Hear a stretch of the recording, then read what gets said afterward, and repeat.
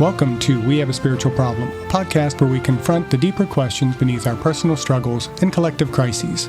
I am your host, Dr. Jeff Armstrong. I am not a theologian or a philosopher, at least in training.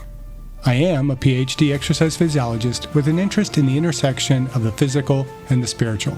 Today, we are exploring one of the clearest and most neglected roadmaps to spiritual maturity ever written. It's called the fruit of the Spirit.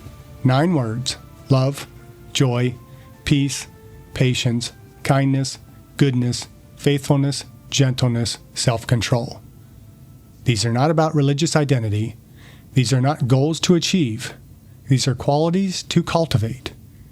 And in a world that feels increasingly fractured, anxious, and performative, these fruits are not luxuries. They are necessities for living well together.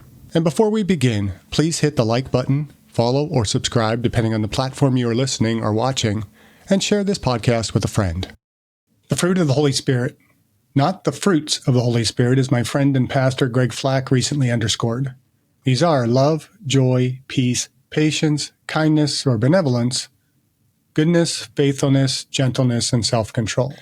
Now, before you stop listening because you're not a Christian or because you are turned off by Christians and their Bible, hear me out. I intend to make a case for these as spiritual fruit, the product of living a life that is other-centered. Remember, on the We Have a Spiritual Problem podcast, we define spiritual as the belief that there is something greater than self. This is not a Christian podcast, though I am a follower of Christ and rooted in Christian theologies. It is not a religious podcast. It is a podcast that examines the problems in our society with a spiritual lens. There's a reason Paul called them fruit. Not traits, not commands, not proofs, but fruit. That metaphor matters. Fruit takes time. It grows from beneath the surface. It requires healthy soil, nurturing rhythms, pruning, patience, and even seasons of dormancy. But when fruit appears, it is evidence of life, of rootedness, of something unseen working faithfully beneath the surface.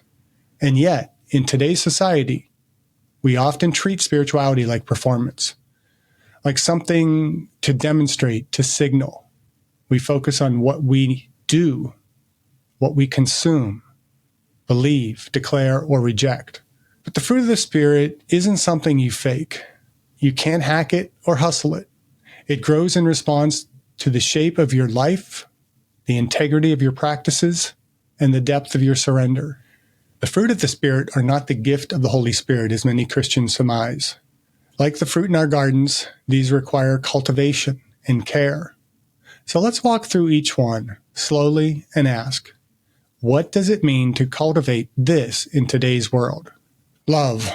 We're not talking about romantic love, affection, or preference, but agape, a love that seeks the good of the other, no matter the cost. In an age of transactional relationships and polarized discourse, love is radical.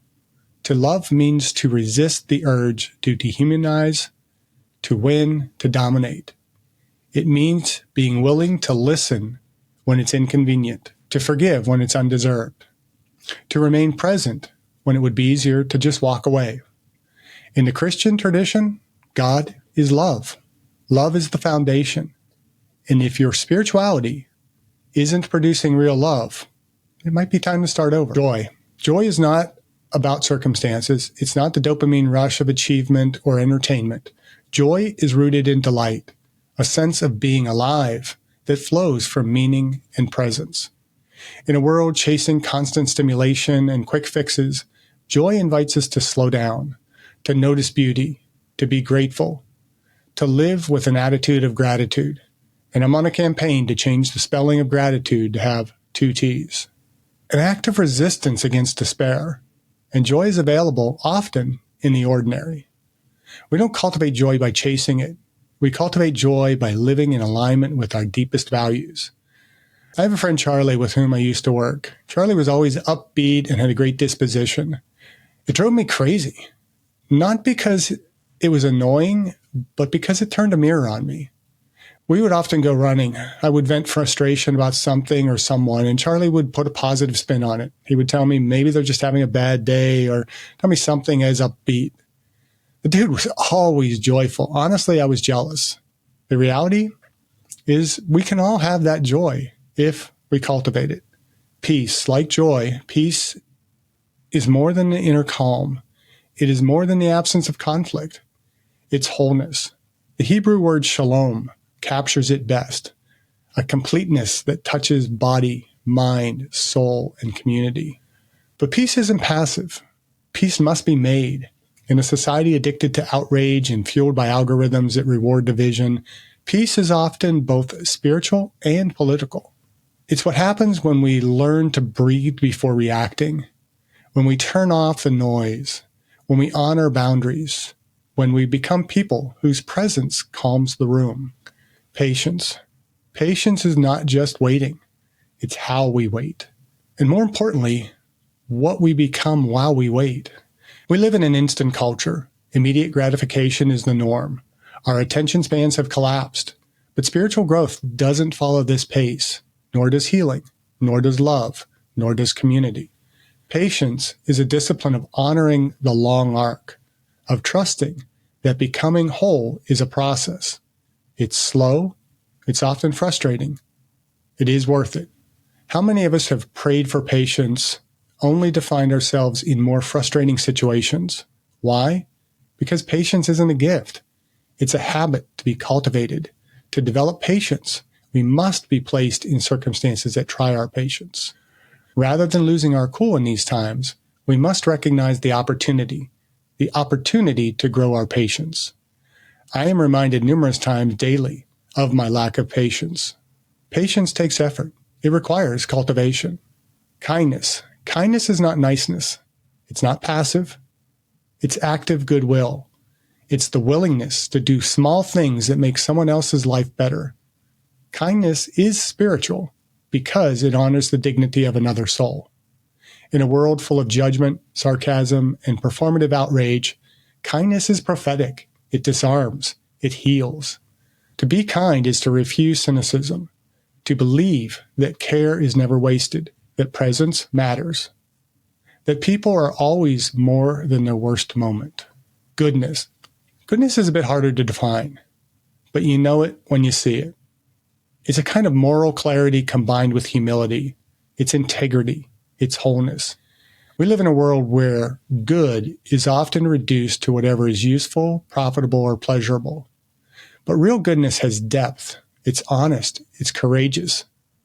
It's the willingness to act justly, even when no one's watching. Goodness doesn't mean perfection. It means being aligned with the deepest truth of who we are and what we are made for. Faithfulness. Faithfulness is about being true, true to your word, true to your relationships, true to your vocation, true to the sacred work that has been entrusted to you. In a disposable culture where quitting is easy and distractions are endless, faithfulness is rare. But it is also more deeply spiritual because it forms us. It shapes our character. Faithfulness is not always glamorous, but it is what builds trust, what sustains love, what changes the world, one ordinary commitment at a time. Gentleness. Gentleness is strength under control. It's the refusal to dominate. It's choosing to be soft when the world says be hard. It's showing restraint in power. We often confuse gentleness with weakness, but it's the opposite. Gentle people are deeply secure. They don't need to coerce. They don't posture. They listen. They care. I've been damaged by our cultural misunderstandings of gentleness. I allowed myself to believe a distorted view of gentleness. I allowed myself to be convinced that gentleness is a negative trait. I was always a nice guy. I had countless girlfriends break off relationships because I was, quote unquote, too nice. I listened to the few and allowed myself to become calloused. And I'm still trying to recover. When we allow our gentleness to be lost, it is like soil that is stripped of its vital nutrients. Nothing can grow. It takes seasons to restore the soil's fertility. Gentleness is spiritual because it reflects the posture of someone who knows they don't have anything to prove, someone who is grounded. Self-control. This might be the most misunderstood and most needed virtue of our time. Self-control isn't about repression. It's about intentionality. It's the ability to govern our impulses in service of a larger purpose. It's what enables love to last, what enables joy to be real, what enables peace to grow, what gives us patience, what helps us display kindness, goodness, faithfulness, and gentleness. In an attention economy that profits from our inability to focus, self-control is liberation. It's the gateway to spiritual freedom. These 9 fruits are not random. They are not aspirational ideals. They are signs of spiritual life. They are evidence, not of perfection, but of presence, of spirit, of someone whose inner life is rooted, tended, and surrendered. And none of these fruits grow in isolation. They grow in community. They grow through practice. They grow through grace. So maybe the question isn't whether you have the fruit of the Spirit. Maybe the question is, what kind of soil is your life cultivating? What kind of fruit are you known for? What kind of person are you becoming over time with intention and by grace? Because in a world that measures success in visibility, speed, and noise, these are the fruits that tell the truth.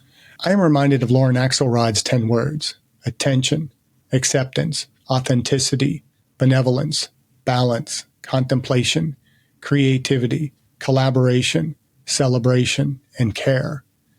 If we apply these to the fruit of the Spirit, we tend to the soil, we favor growth.